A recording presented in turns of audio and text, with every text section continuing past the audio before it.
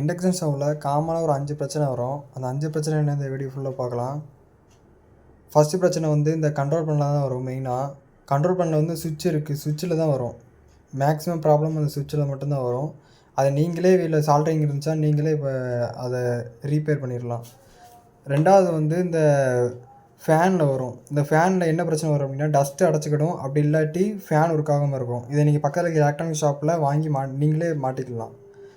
மூணாவது வந்து இந்த இண்டக்ஷன் காயிலில் பிரச்சனை வரும். என்ன பிரச்சனை வரும் அப்படின்னா இந்த காயிலில் ஃபுல்லாக மேலே கருப்பு கலரில் ஆயிரும், பிளாக் ஆயிரும். அது வந்து சரியாக ஒர்க் ஆகாது. இந்த பிரச்சனை மூணாவது பிரச்சனை வரும் நிறையா. இதை வந்து நீங்களும் மாட்ட முடியாது. நீங்கள் பக்கத்தில் ரிப்பேர் ஷாப் ஏதாச்சும் இருந்துச்சுன்னா நீங்கள் அங்கே போய் அவங்களுக்கு கொடுத்து அவங்க மாற்றி தருவாங்க, நீங்கள் மாற்ற வேணுங்க. அடுத்த பிரச்சனை வந்து டிரான்சிஸ்டரு. இந்த டிரான்சிஸ்டர் வந்து ஐஜிபிடி அப்படிம்பாங்க. நார்மல் டிரான்சிஸ்டர் மாதிரி தான் இருக்கும், ஆனால் இது ஒரு நேம் வந்து ஐஜிபிடி. இது ஒரு பிரச்சனை. அது வந்து ரேராக தான் வரும் அந்த பிரச்சனை. அடுத்து வந்து மைக்ரோ கண்ட்ரோலர் பிரச்சனை. இதுதான் மைக்ரோ கண்ட்ரோலர் தான் அந்த ஸ்டவ்வுக்கே பிரெயின் மாதிரி. இன்ஸ்ட்ரக்ஷன் எல்லாம் இதில் தான் போகும். ஸோ இந்த இதை நீங்கள் பக்கத்தில் இருக்க ஷாப்லேயே நீங்கள் புதுசாக வாங்கி மாட்டிடலாம். மேக்ஸிமம் இது ரொம்ப ரொம்ப ரேராக தான் இந்த பிரச்சனை வரும் மைக்ரோ கண்ட்ரோலரில். ஸோ அதை பற்றி நீங்கள் வரி பண்ணிக்கிட தேவையில்லை. ஸோ இதான் காமனான 5 பிரச்சனை. இன்னொரு அட்வைஸ் என்ன அப்படின்னா, நிறைய பேர் என்ன பண்ணுறாங்க அப்படின்னா, அவங்க சமையல் முடிஞ்சவொடனே அப்படியே மெயின் சுவிட்ச் ஆஃப் பண்ணிடுறாங்க. அப்படி ஆஃப் பண்ணவே கூடாது. ஏன்னா உள்ள டிரான்சிஸ்டர் எல்லாம் ஹீட்டாக இருக்கும். அந்த ஹீட்லாம் போனப்பறம் தான் ஆஃப் பண்ணணும். அதுவும் ஃபேன்ஸ் உள்ளே சுற்றிக்கிட்டே இருக்கும். அந்த ஃபேன் எப்போ ஸ்டாப் ஆகுதோ அப்போ தான் நீங்கள் மெயின் சுவிட்சே ஆஃப் பண்ணணும். இல்லாட்டி உங்கள் ஸ்டவ் வந்து கேரண்டியே கிடைக்காது, எப்போனாலும் டெத் ஆயிரும். இப்போ நான் ஓப்பன் பண்ணி வச்சுருக்கிறது இது என்னோடய ஸ்டவ்வில் என்ன பிரச்சனை அப்படின்னா இந்த மைக்ரோ கண்ட்ரோலர் தான் பிரச்சனையே. இதை வந்து நான் வேறு புதுசு வந்து மாட்டிட்டேன். பழசு எங்கே இருக்குன்னு தெரியல. அதனால் உங்களுக்கு நான் வீடியோக்காக சும்மா எடுத்து மாட்டி காமிக்கேன். ஸோ எடுத்து இதை பின் பண்ணிட்டா முடிஞ்சு. சிம்பிளான வேலை தான். ஸோ இதை மாதிரி பிரச்சனை நீங்கள் வீட்டிலே சால்வ் பண்ணிடலாம், ரொம்ப ஈஸி தான். ஓகே, நான் ஃபிக்ஸ் பண்ணிட்டேன்.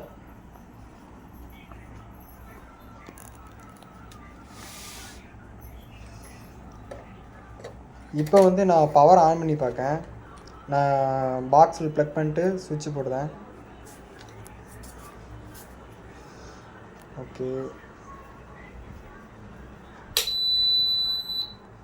ஓகே ஒர்க் ஆயிடுச்சு. இப்போ வந்து பவர் பட்டன் ஆன் பண்ணணும். பவர் பட்டன் நான் ஆன் பண்ணுறேன்.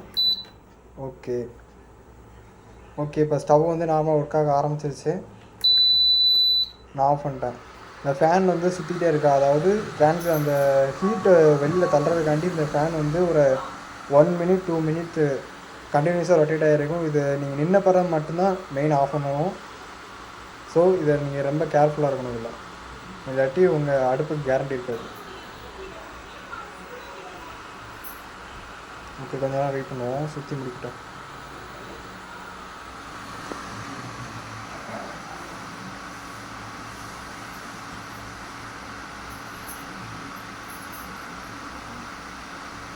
ஓகே, சுற்றி முடிஞ்சிச்சு. நெக்ஸ்ட்டு வந்து நம்ம இதை சேஃபாக சுவிட்ச் ஆஃப் பண்ணிட்டு அன்பிளக் பண்ணிடலாம். அன்பிளக் பண்ணிவிட்டு நான் போல்டு நட்டு எல்லாம் வச்சு மாட்டியிருந்தேன் இதை.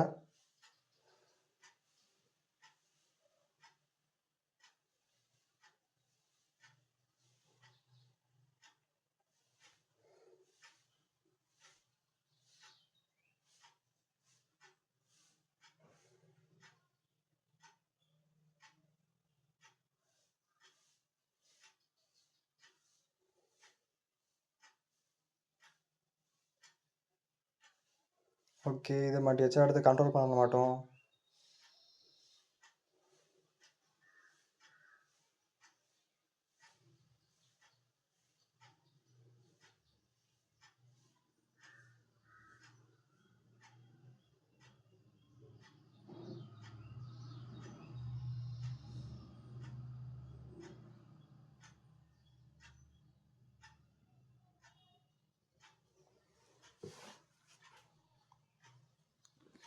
ஓகே, கண்ட்ரோல் பண்ணி மாட்டுச்சு. இப்போ நான் வயரை சேஃபாக அதில் வச்சுட்டு மேலே இருக்க பேனலில் மேலே கவுத்தி போட்டுட்டு நம்ம பேக் சைடு வந்து நம்ம நட்டை மாட்டிடலாம்.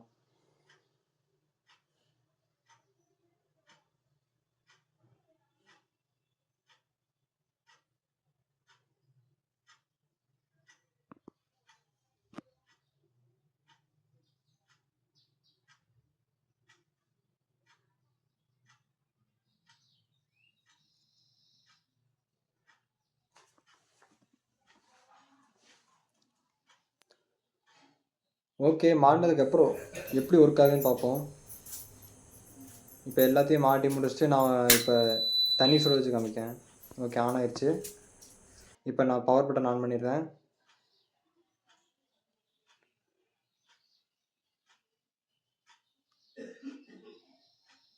அடுத்து நான் தண்ணியை சுட வைக்க போவேன்.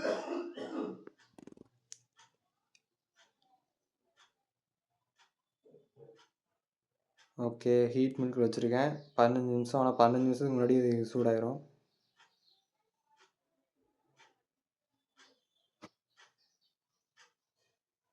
ஓகே, இப்போயே சூடாக ஆரம்பிச்சிருச்சு.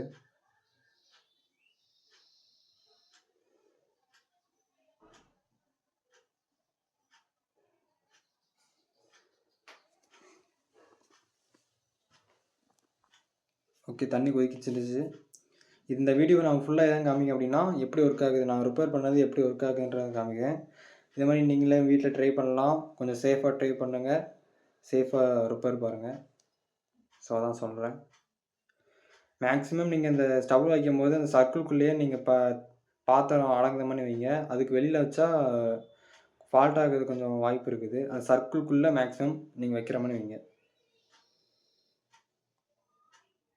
ஓகே, அவ்வளோதான் இந்த வீடியோ. உங்களுக்கு வீடியோ பிடிச்சிருந்துச்சுன்னா லைக் பண்ணுங்கள். ஓகே.